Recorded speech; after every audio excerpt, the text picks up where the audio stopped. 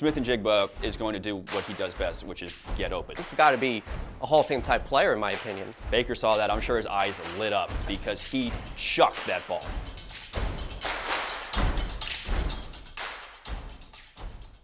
Hello and welcome to Football X's and O's, our weekly tactics show giving you the inside analysis on the best NFL matchups every Monday. What a crazy week of football action, from the Broncos handing the Eagles their first loss to the Titans' stunning comeback thanks to the Cardinals causing mistakes. But it was a duel between Baker Mayfield and Sam Darnold that stood out across the Week 5 slate.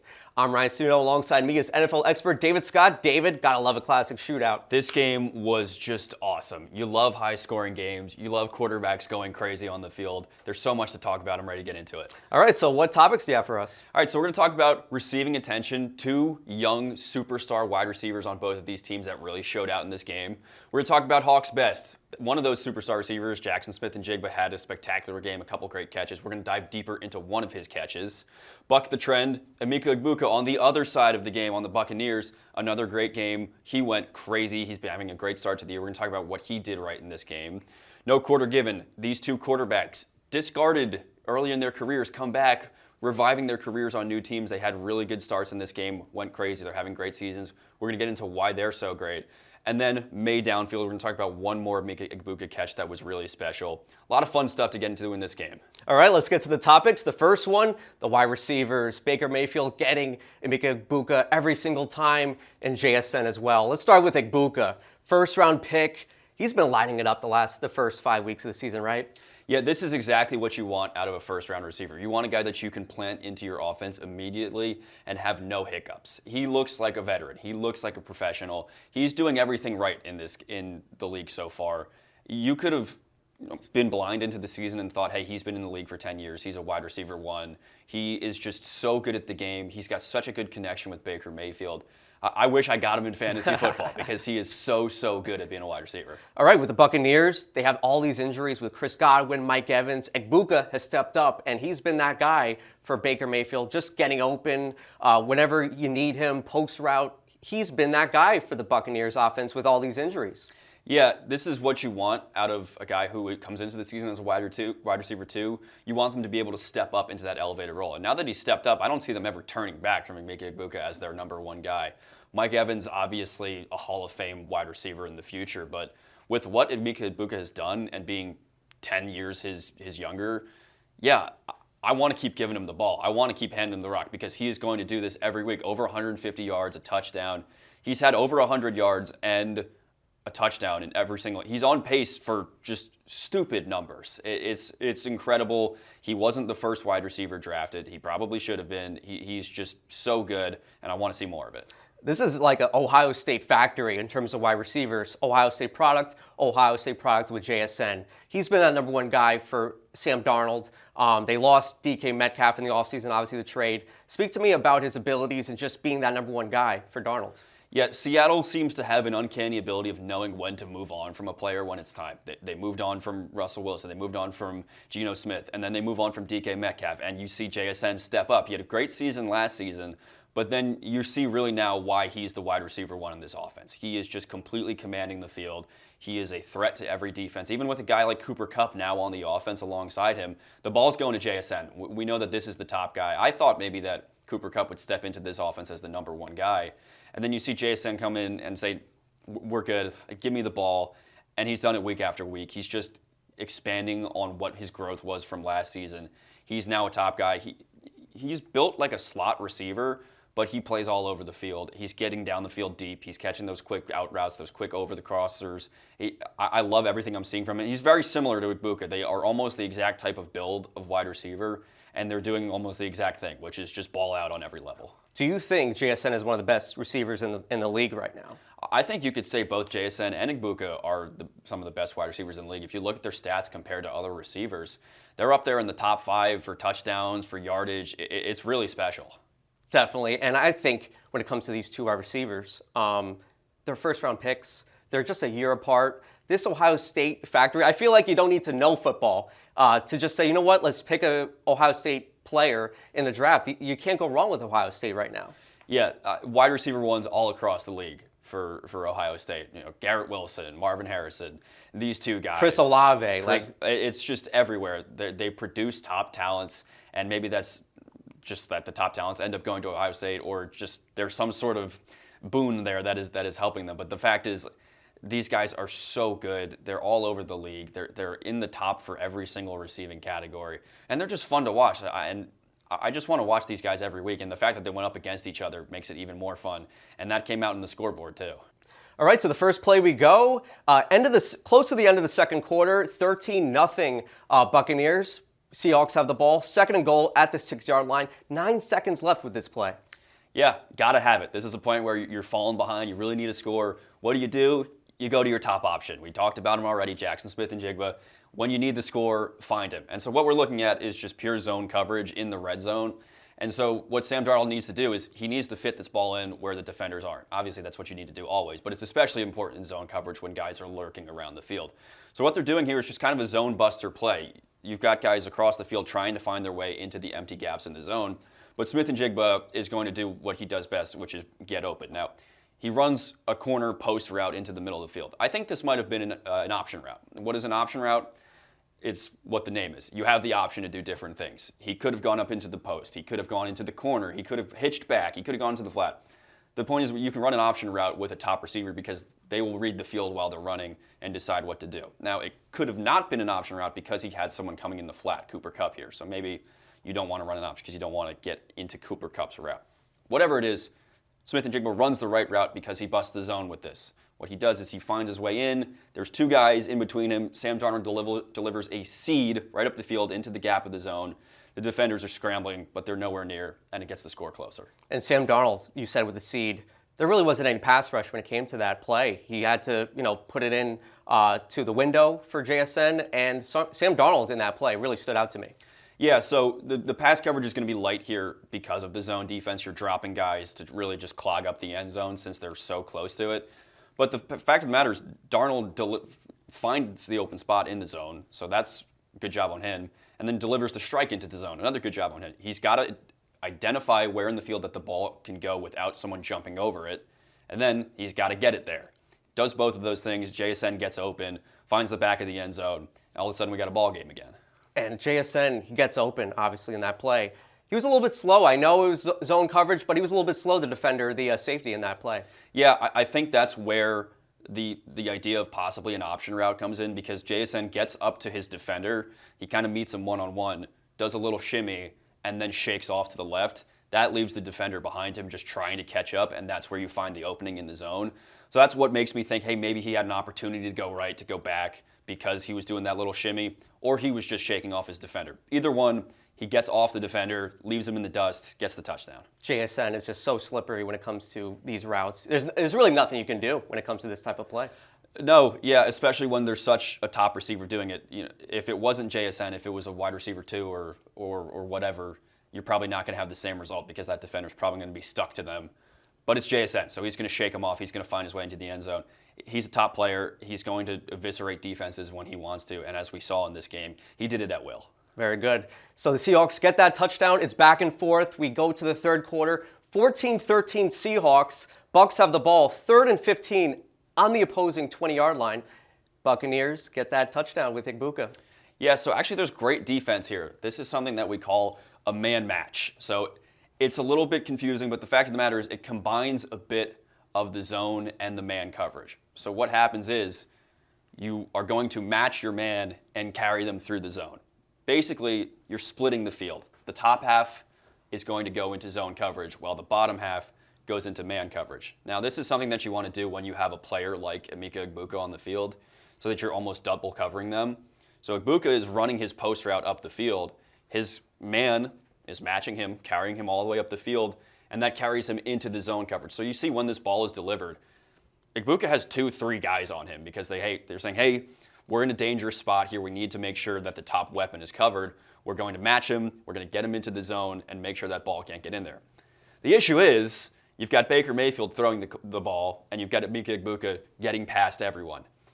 Mayfield delivers just a beautiful ball down the field here, gets it right into Egbuka's arms. There's no stopping this. Not from the fact that they played bad defense, just from the fact that it's a perfect route and a perfect pass. when you put it where no one else can get it but the receiver, it doesn't matter how good defense you can play, the ball's in his hands. This is only week 5 they're doing this. It feels like Egbuka is obviously like a 3rd or 4th year wide receiver, and he's doing this, and he's a rookie. How can he do this against defenses? This has got to be a Hall of Fame type player, in my opinion. Yeah, maybe we won't say that this early. Yeah. The way he's doing it, though, I mean, this is Hall of Fame numbers. I mean, in terms of the first 5 weeks of the season, Randy Moss, Puka Nacua, these are the starts that those guys had in the past, and it's very similar.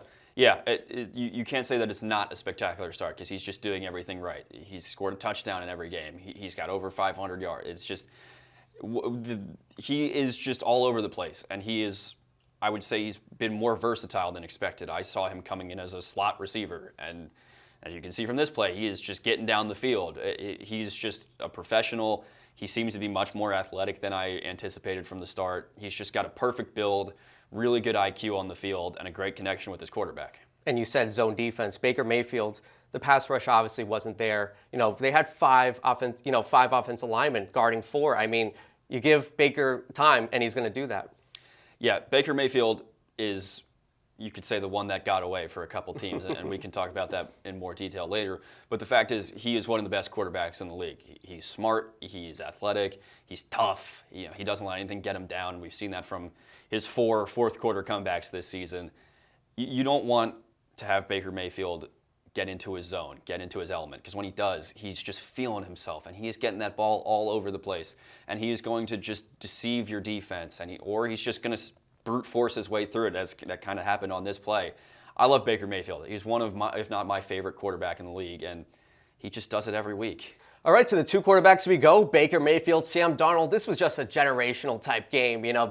I think these 2 quarterbacks combined for 10 incompletions. This is something that we just don't see every week. Yeah, this is the kind of quarterback play that feels kind of gone from the current league. Over 700 yards passing combined between these 2 guys. And it was special. These are 2 guys who were outcasts at one point, and now all of a sudden they've found their stride, they've found new homes, and we've been reminded that, hey, these were top guys coming out of college. They were top guys for a reason, and they're showing it now. These teams are making, the Buccaneers and Seahawks, they're making the past teams look like fools. You're right. Baker Mayfield, he doesn't have the weapons. I mean, yes, he doesn't have Mike Evans. Bucky Irving is out, and he's just managed. We keep saying, Egbuka. But the other guys really haven't stepped up, but he's carried the team. Yeah, he's dishing the ball to guys like Sterling Shepard, and he's making it work, and he looks really, really good doing it. I love Baker Mayfield. I said it already, but he just has the grit. He elevates when things get tough, and he loves being down, I think. I don't think he ever wants to be leading a game, because when he gets behind, he just starts bawling out. Almost 400 yards in this game, no turnovers, just chucking the ball all over the field. It was really good. He almost beat the Eagles last week. This team really could be undefeated right now, and it's mostly because of Baker Mayfield. Obviously, Egbuka, who we've talked about all the time in this episode, is so great. But their defense isn't anything particularly special. The offense has just been going crazy every week and keeping them in games and winning them games, and that's why they're going to be a top team in this year's league. And same thing with Sam Darnold. He has JSN, but other guys really haven't shown themselves. Cooper Kupp is obviously older. The run game they've used, but Sam Darnold has just found a way to get throws to guys that you really just don't see them making production, and they just keep doing it. Yeah, I think adversity has kind of been the story of Sam Darnold's career. He starts with the Jets. That doesn't really work out. Ends up on the Panthers, the 49ers, and then gets to the Vikings and shows who he was supposed to be. And then he's continuing to do that with the Seahawks this year. He has always had some sort of trouble in his career, and he's turned it into success. And he's continuing to do that. JSN, great wide receiver. Outside of that, Cooper Kupp is not really the Cooper Kupp of old. They don't really have any other options outside of that. The running game has been suspect this year. Doesn't matter. Sam Darnold is just balling out anyway. The team is still producing. They're in a playoff spot. Obviously, it's early. But they're showing that, hey, we can contend with these top teams. Almost beat the Buccaneers, so that's a great sign. They're going to be fine this year. And Sam Darnold is, I believe Sam Darnold's going to lead them to the playoffs. I think they could easily have a playoff win. We'll see more of it, but the fact of the matter is, great quarterbacks all around here. And for this matchup, I just felt like whoever threw that pick, it would turn out to be you're going to be the loser in this game. And it turned out to be Sam Darnold. At the end, they were tied, and he throws that interception, and the Buccaneers end up winning the game. That's just what it came down to. Who will throw that turnover? And it was Sam Darnold at the end of the day. Yeah, and it wasn't really even his fault. Doinked off a guy, ended up in the other team's arms. So that's tough, but that's sometimes how these games go. When both teams are flawless, it's just going to end up when that one tiny mistake happens. Who's going to end up getting it ends up being in the Buccaneers' favor. Either way, both teams deserved this win. I don't think you could say anyone did not deserve it. Everyone put on a great showing. It was just, unfortunately, one team always had, well, I guess not one team always has to lose. We just saw a tie. Yeah. But most times, one team has to lose. It ends up being the Seahawks. But, all credit to them. They put up an insane fight. They looked so good on offense. Maybe there's some things to clean up on defense, but the offense is keeping them in games. Definitely. And the last play we have to show Egbuka one more time. Why not? Tied 21-21, minute plus left in the third quarter, 3rd and 13 on the opposing 42, and just a big play again with the Buccaneers and Egbuka. Yeah, when in doubt, chuck it downfield to Egbuka. Now, what's going on here is the Seahawks are playing something called palms. Now, this is a form of zone coverage, and you usually see this 2 over 3, 2 safeties over 3 coverage linebackers or corners or whatever, 2 over 3. And then your 2 cornerbacks on the outside come up. It's a form of cover 4. How do you beat palms coverage? Send 2 guys on posts deep. That does some confusion because one of these safeties has to draw over to one of the deep routes. Picked wrong. Ended up coming over to the other post and left Egbuka wide open because he torched his corner. That corner needs to follow Egbuka up the field. He gave him a little hitch movement before going back up the field. That left him in the dust. Baker saw that. I'm sure his eyes lit up because he chucked that ball. He sent a bomb down the field. Very close to a touchdown. Egbuka gets in his arms, falls down just short of the goal line. But man, what a play. I love these kinds of plays where you're busting open coverage, where busted coverage, a lot of times people say, oh, that's terrible. Like the defense did a terrible job. But I think here, the offense, hey, great job on finding the weakness in the zone. Way to recognize that, hey, this is palms coverage or a form of cover 4. How can we exploit it? And they did it perfectly. Just a little bit of movement short in that route gets Egbuka open to just destroy up the field. And it would have been even cooler if it resulted in a touchdown. But hey, awesome. Just a arc all the way down the field. Baker's got such a strong arm. If he sees a guy open going down the field, he's going to want to chuck it. I'm just never surprised what the Buccaneers can do now. I mean, we're already almost a third of the way into the season. The Seahawks, they did have the injuries, though. Julian Love out, DeMarcus Lawrence out. I just felt at times, maybe not particularly this play, but in other plays, that the Seahawks defense needed those guys on the field, and obviously they were out, and bad things were happening with that defense. Yeah, against an offense this strong, you do want to be at full strength. And possibly the Buccaneers saw some things with backup players that they could exploit throughout the game. But the fact of the matter is, I think even if it's fully healthy, that the Buccaneers offense was going to continue doing what they were doing this whole time. They showed last week against one of the top defenses in football, against the Eagles, that they can do whatever they want still. They're still capable of finding their guys in defense, with manipulating the field, beating zones. Regardless of who's healthy or not, the Buccaneers are a very strong team. I don't think that mattered in this matchup. It's possible that there were some things that they saw, but in the end, I think the result probably still stands. And the Buccaneers, they had the injuries too. Mike Evans out, and Chris Godwin still not 100%. Imagine if they have these guys healthy. You have Bucky Irving getting back. Mike Evans, like I said, Chris Godwin, full strength. This can be a contender. I would call this a Super Bowl contender. Their injuries are not long-term. They're going to have everyone back for the second half of the season. I would certainly say that this team is going to make a playoff run.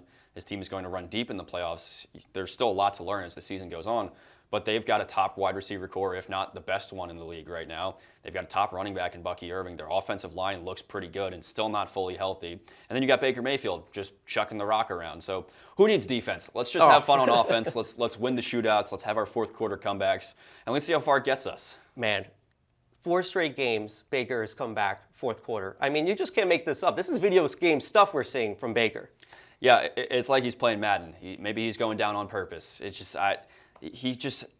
the resilience, the grit, the X factor, whatever you want to call it. He's just having fun out there. I think that's one of the things that makes Baker Mayfield so great, is that I don't think he's taking it too serious. Like, obviously he is, it's his job. He knows that, but he's going out there, he's having fun, like he's getting fired up in the big moments. He's not getting too down when they're losing. He just does everything right. He's got the right mentality. He's got the skills. He is I think he's every coach's dream quarterback. He's doing what they want him to do, and he's doing beyond that. He's giving 110%. I love Baker Mayfield. I want to see more of this, and I want to see it in the playoffs too. It's always fun analyzing the Tampa Bay Buccaneers. All right, that's going to do it here. Football X's and O's. You can catch us every Monday. We also have Ain't That Our Ball every Thursday. You can like and subscribe, but please let us know in the comments if you think the Tampa Bay Buccaneers are a Super Bowl contender.